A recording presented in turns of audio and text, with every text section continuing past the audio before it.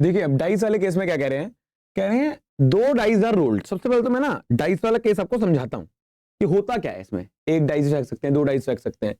तो डाइस के केस में क्या होता है ना, हमारी प्रायोरिटी होती है 6 की power n। N refers to number of time you are throwing the dice. जैसे कि एग्जांपल, मान लो मैं अगर एक बार डाइस को फेंकता हूं, मैंने एनसीईआरटी वाली वीडियो में समझाया था, तो आउटकम बनेंगे 6।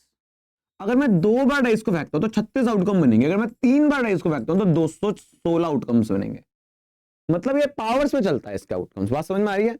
अक्सर बच्चों को लगता है सर 2 डाइस फेंको तो 6 और 6 12 आउटकम बनेंगे, पर नहीं मेरे भाई, 36 आउटकम बनेंगे। मैंने एनसीईआरटी वाली वीडियो बना के भी दिखाए थे पूरे लिख के। अगर यहाँ पे मौका मिलेगा तो बना के दिखाऊंगा, एमसीक्यू तो दिक्कत नहीं है।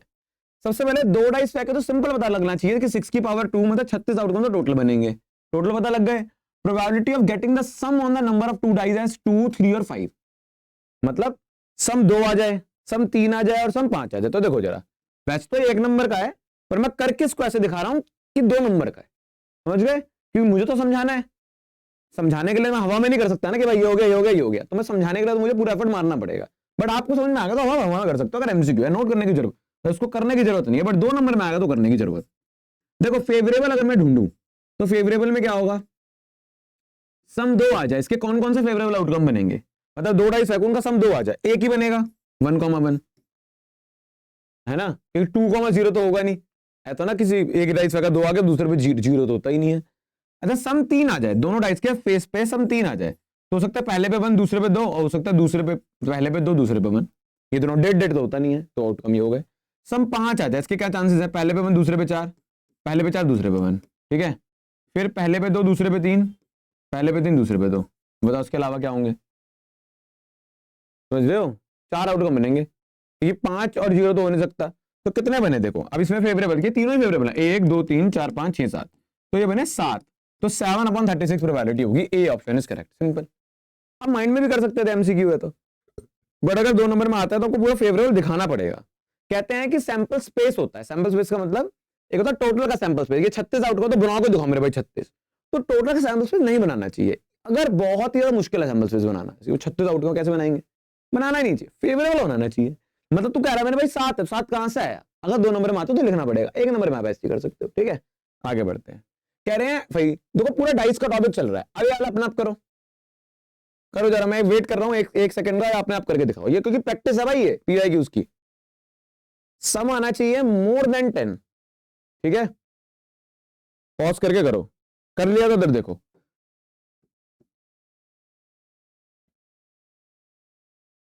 तो मोर देन 10 है ना, तो 10 से ज्यादा, तो सम 11 भी हो सकता है, सम 12 भी हो सकता है ना। इसका सम 11 भी हो सकता है, सम 12 भी। अच्छा 11 सम हो जाए, इसके कितने चांसेस हैं जरा देखते हैं जरा। हो सकता है पहले पे आ जाए आपका 5, दूसरे पे आ जाए 6। 5 और 6 11 होते हैं ना, पहले पे 6 दूसरे पे 5। और कोई चांस बनेंगे बताओ। मुझे ना कि अगर 4 है तो 4 और 6 7 तो हो नहीं सकता वहां पे, तो 2 ही चांस है। सम 12, तो सम 12 होने के एक ही चांस है, 6,6। और कोई चांस ही नहीं होगा कि सम 12 हो जाए दोनों के हेड्स पे। तो 3 आउटकम बने, तो 3 अपॉन में 36 टोटल होते हैं, 3 3 3 3 6, तो 1/12 आ गया आंसर। तो डी ऑप्शन इज करेक्ट। बात समझ में आ रही है? देखो इसमें ईयर लिखना भूल गई है मैम, बट इसमें ये आया हुआ है क्वेश्चन। ये मतलब डाइस वाले टॉपिक पे समझ में आ रहा है ना। आगे बढ़ते हैं। फिर जब 2 डाइस आर साइमल्टेनियसली टॉस करे गए, सैंपल पेपर में आज 2023 की, what is the probability that 6 will come up at least once, कम से कम एक बार आए। समझ रहे हो? एटलीस्ट वंस, कम से कम एक बार 6 तो आए ही आए।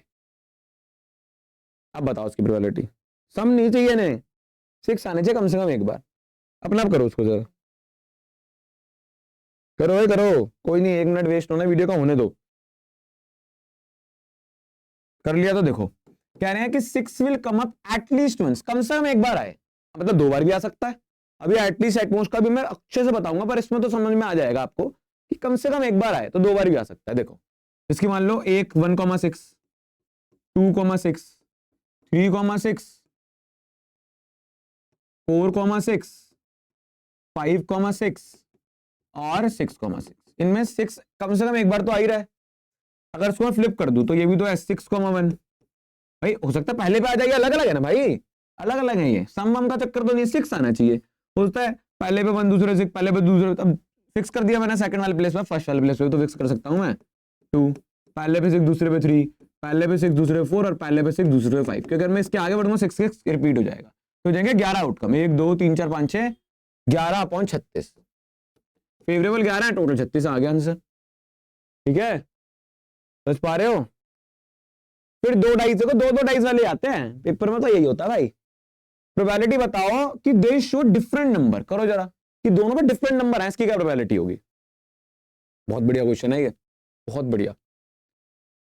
एक बार आप अपना दिमाग लगा लो पहले, कैसे कितने बार कितने चांसेस होंगे जिसमें दोनों डाइसेस पे अलग अलग नंबर आए, दोनों डाइस पे अलग अलग नंबर, डिफरेंट नंबर। गिनो जरा, लगाओ दिमाग, 36 में कितने बनेंगे?